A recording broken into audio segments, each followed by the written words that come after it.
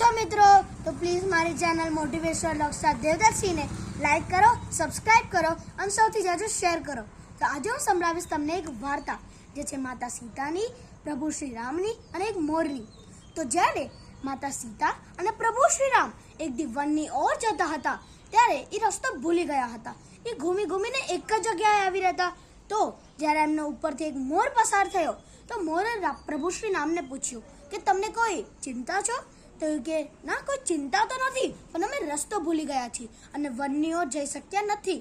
તો મોર કે મને તો વનનો રસ્તો ખબર છે, તો હું મોરના પીછા પાછળ છોડતો જાઉં અને ઉડતો થાવ, તો એને તમે મને જોઈને પાછળ આવતા જાઓ. તો જ્યારે એ જવા માંડ્યા ત્યારે વને પહોંચી ગયા અને જ્યારે વને પહોંચી ગયા તો એમને જોયું કે ઓલો મોર પડી ગયો હતો.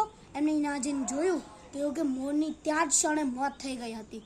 તો એમને કીધું કે હું મારા બીજા રૂપમાં એટલે શ્રી કૃષ્ણના રૂપમાં તારો ઉપકાર ભૂલીશ નહીં, અને આ ઉપકાર ચૂકવવા માટે હંમેશા શ્રી કૃષ્ણના અવતારમાં એમના માથા ઉપર એક મોરનું પીછું હોય છે, એટલે કોઈનો પણ ઉપકાર ભૂલવો ના જોઈએ.